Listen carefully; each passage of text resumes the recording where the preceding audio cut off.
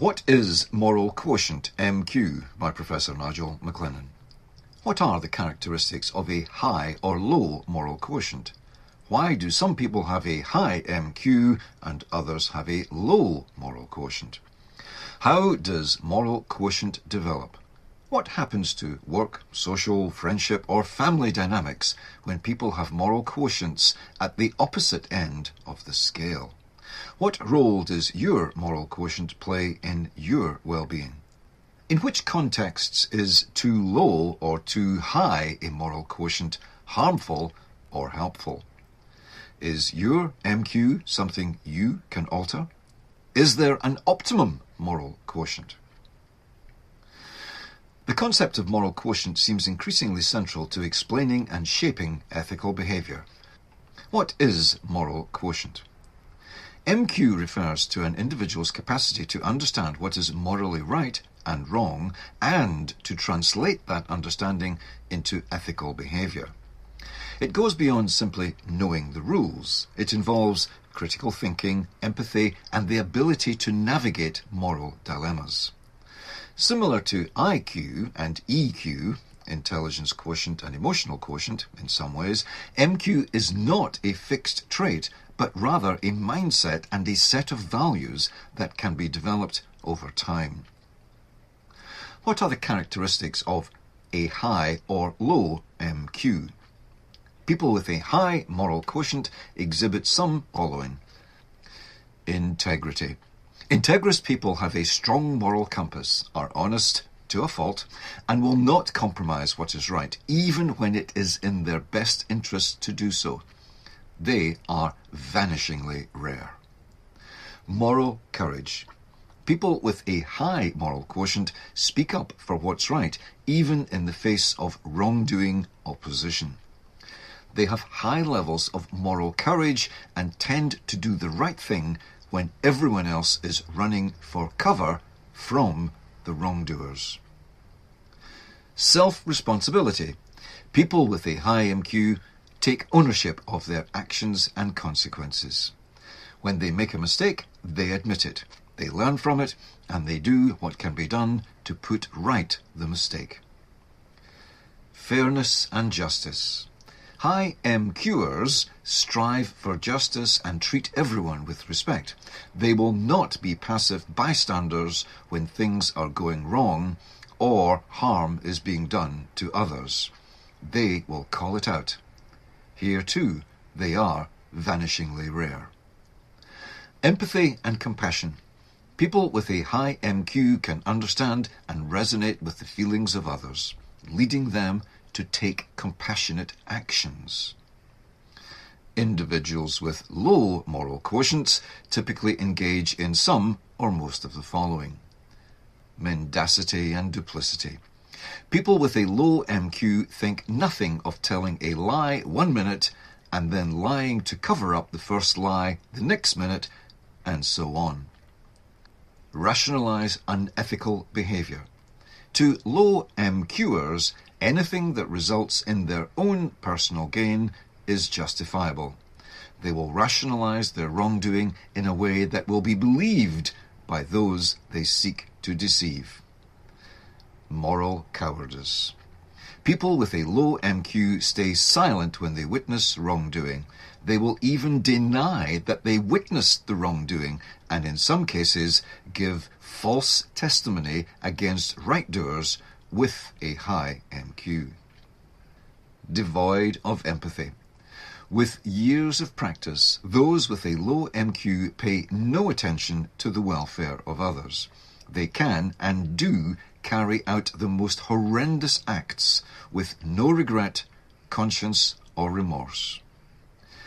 Responsibility deflection and evasion.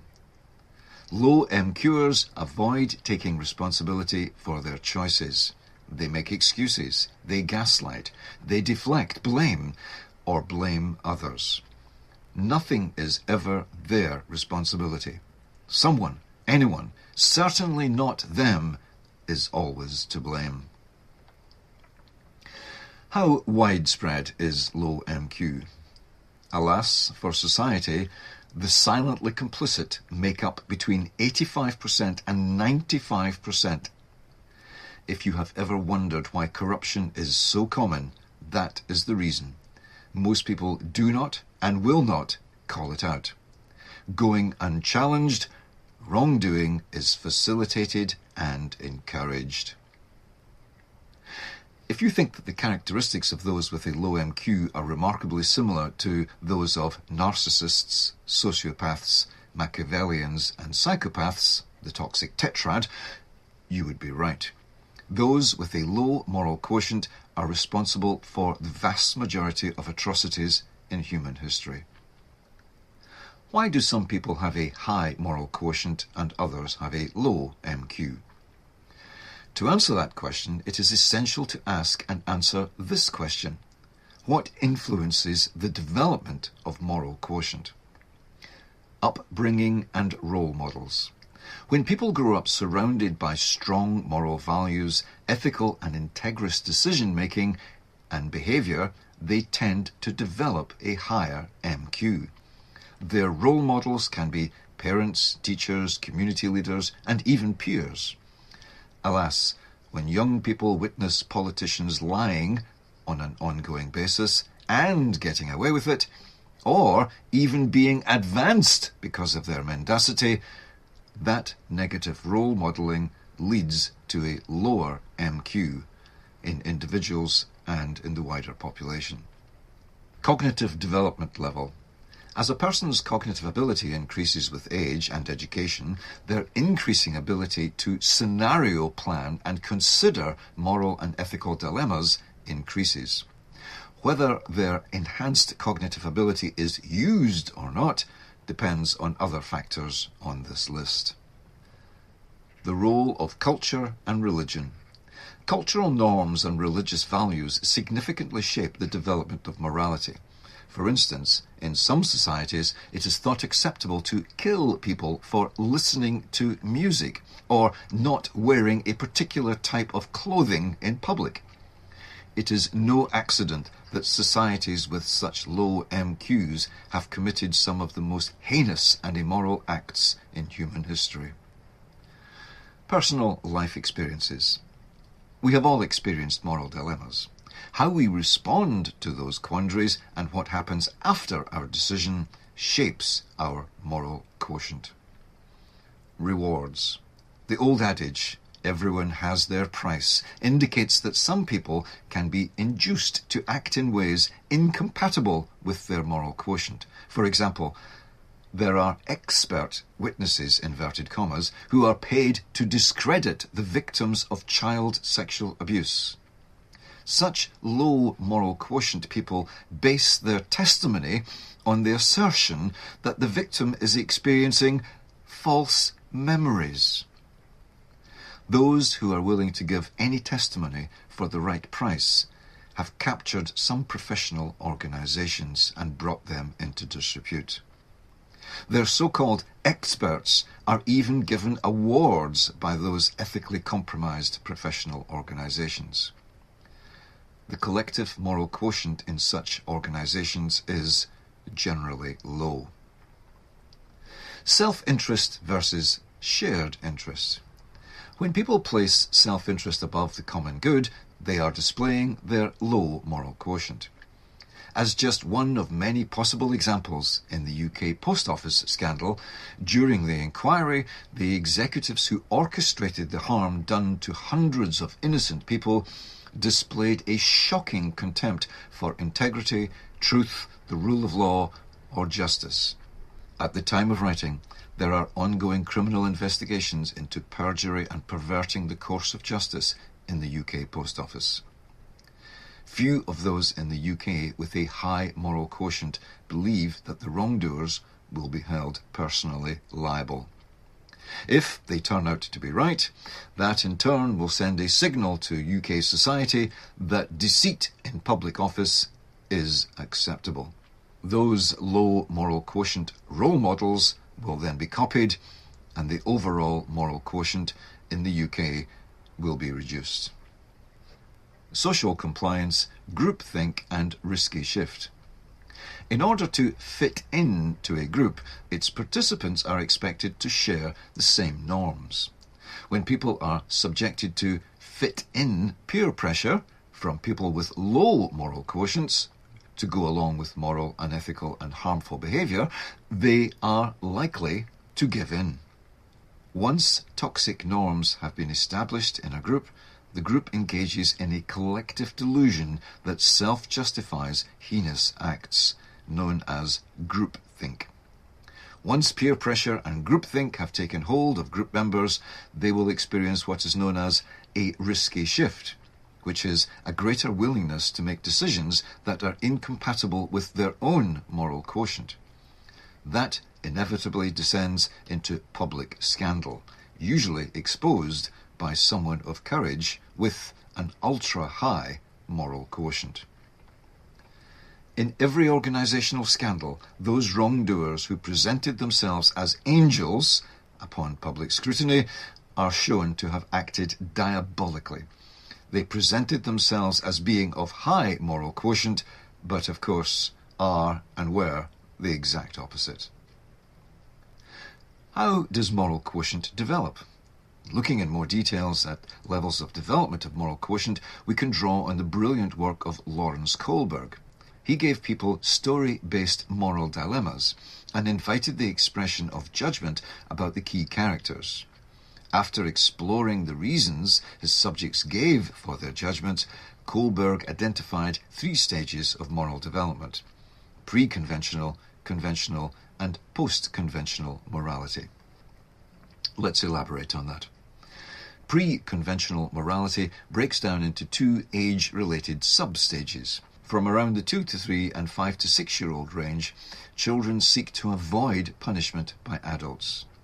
From around 5 until 7 years old, or slightly later in some cases, children seek to behave well in order to get access to rewards.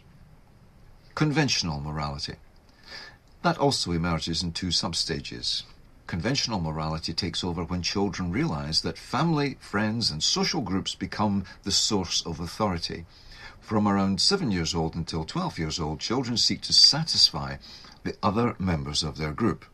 They defend the rules of the game that they have learned to play. During the second substage, from approximately 10 to 15 years old, children consider whether any possible behaviour is consistent with the rules of their wider society. Some people never go beyond what could be called rules-based morality. That is, however wrong or evil the rules, most people will follow them.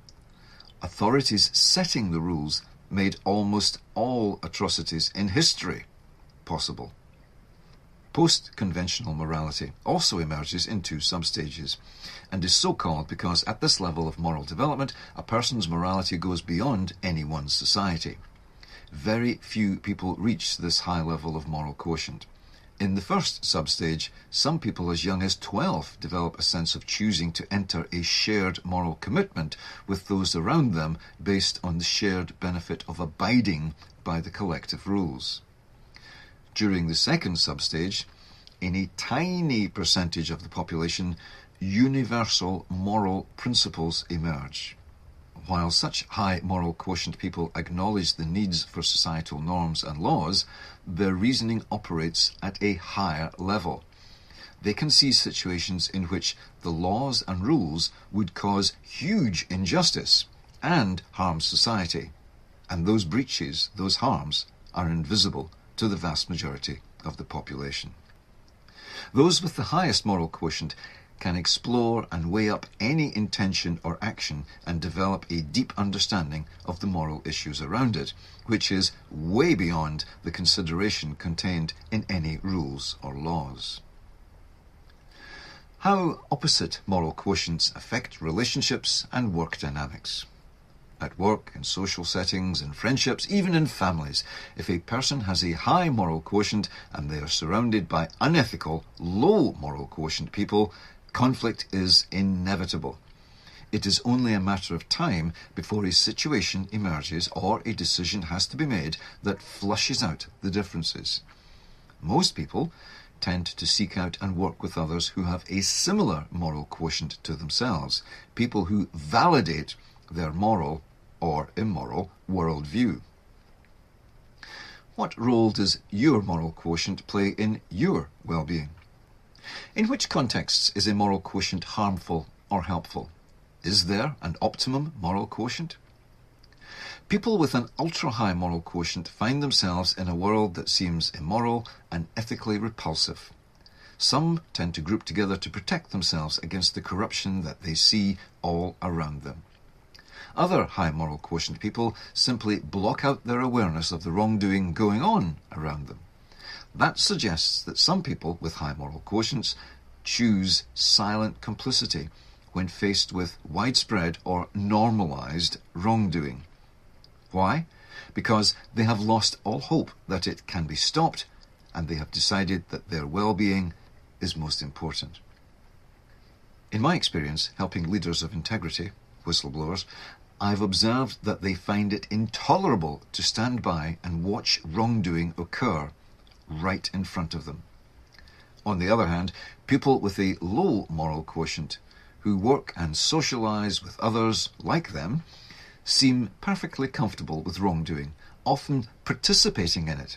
They believe that morals are for fools and those out of touch with the predatory nature of human beings.